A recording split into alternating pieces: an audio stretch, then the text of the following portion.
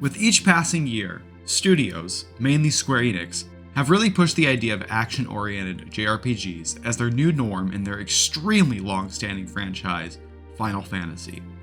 Final Fantasy XV was one of the first true action RPGs in the mainline series.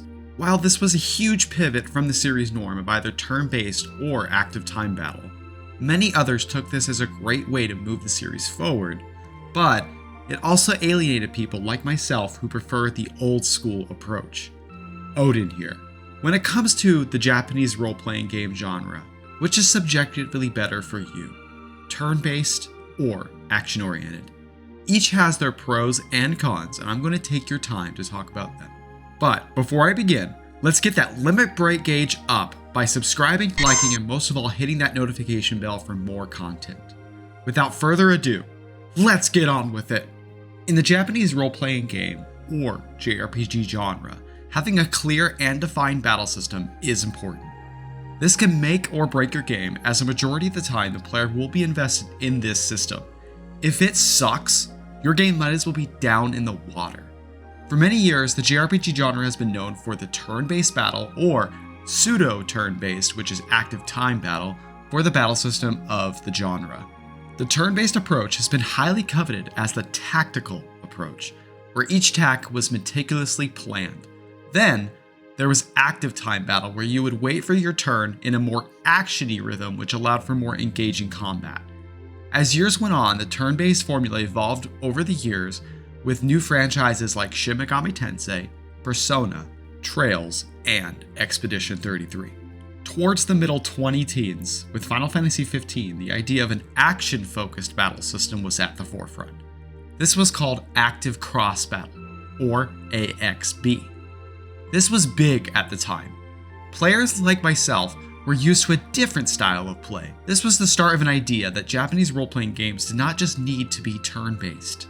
One of the big reasons Final Fantasy XV went away from turn-based was partly due to the big pitch of quote-unquote a Final Fantasy for fans and newcomers. Square Enix knew the agenda.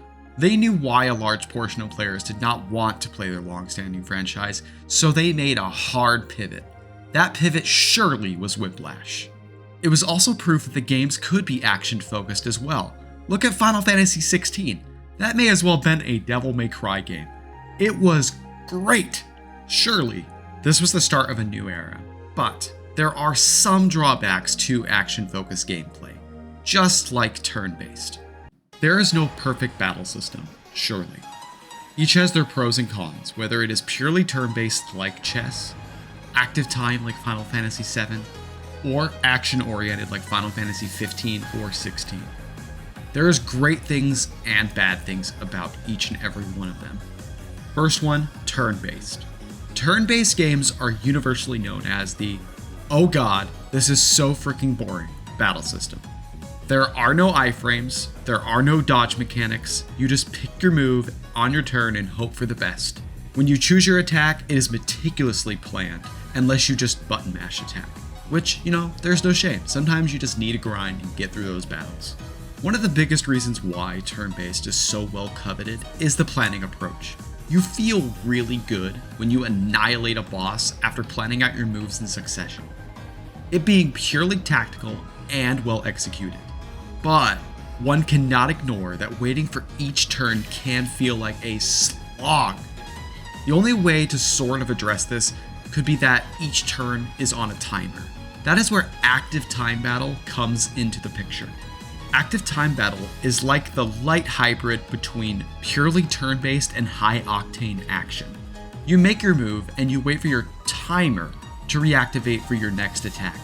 This system is overwhelmingly present throughout the Final Fantasy series. Surely, the fans must like it for it to come back so often in some capacity. It can be very fun to never feel like you're waiting too long. You still have to plan out your battles, and you feel very engaged the entire time. Like a pure turn-based approach, however, active time battle leaves room for players to wait and not feel as engaged. This leading to a potentially jarring moment when you wait until your moment to make your attack. The only way to remove that barrier is to move into a more action-focused system and drop that waiting completely. With Final Fantasy XV, and especially Final Fantasy XVI, this was the start of the new era of Final Fantasy. High-octane gameplay, baby! Battles were explosive, and you were in the heat of the moment at all times. You make a bad dodge, and you are potentially toast. Each moment in the battle is active. There is absolutely no downtime. The action-focused gameplay is so fun. However, you can just button mash your way to victory with some patience. This leads to the big elephant in the room. What about the tactics of a battle? Is there any strategy anymore? Some of my favorite games ever are turn-based. Persona 4 Golden, Final Fantasy X, Trails in the Sky, Expedition 33, and Yakuza Like a Dragon. I bet you weren't expecting a Yakuza game on here, huh?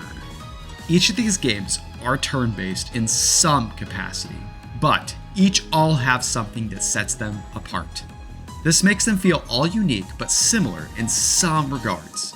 Each game values planning and thinking ahead for the best results.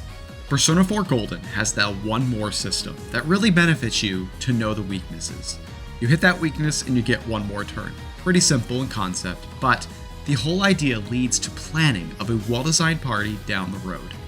This can be complemented with the sibling system for Shin Megami Tensei, the press turn system. Each weakness grants you more turns to use. It's simple, but brilliant. Final Fantasy X takes the turn-based approach in a traditional manner. You see your turn and you can manipulate the turn order by casting haste, slow, etc. Each attack having a delay to it and making sure you pay attention to the turn order and make the most out of it.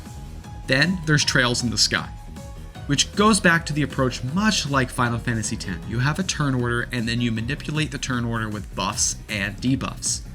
Where the game gets a little different is that in the turn order, there are also extra buffs. As a player, paying attention to this really benefits you and can turn the tide of battle.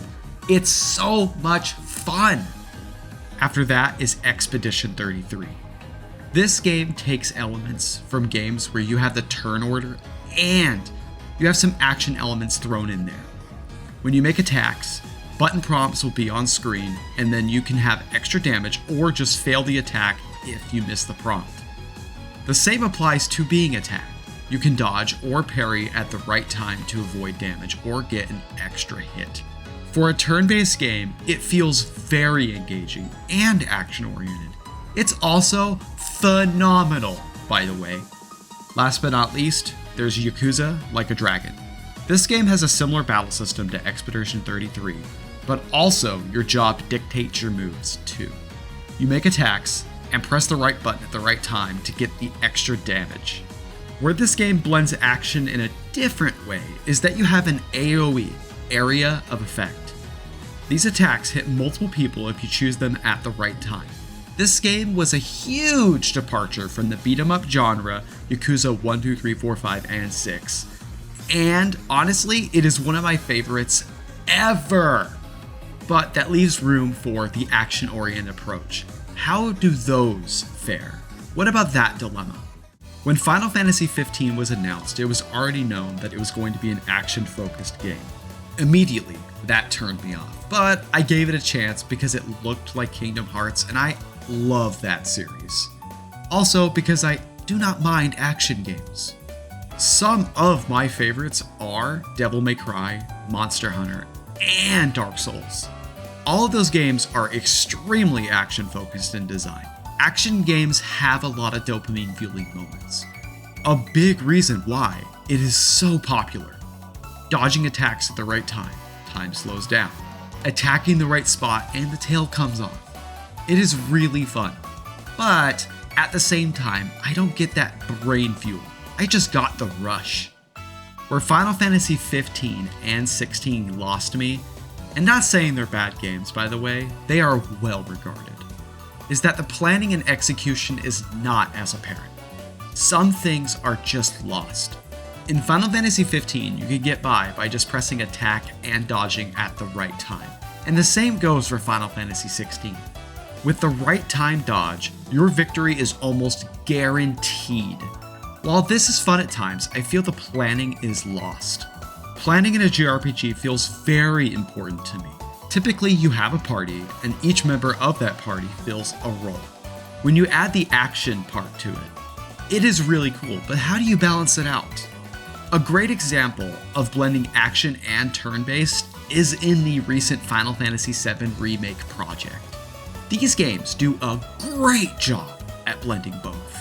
You plan your party, you dodge attacks in high-octane battles, you plan for weaknesses, and then you will also suffer from piss-poor planning if you do not take the time to do it. Action-focused JRPGs can be amazing. I just think the idea of a plan should always be taken into account. Never forget what made this genre so fun in the first place. So, turn-based or action? What do you prefer?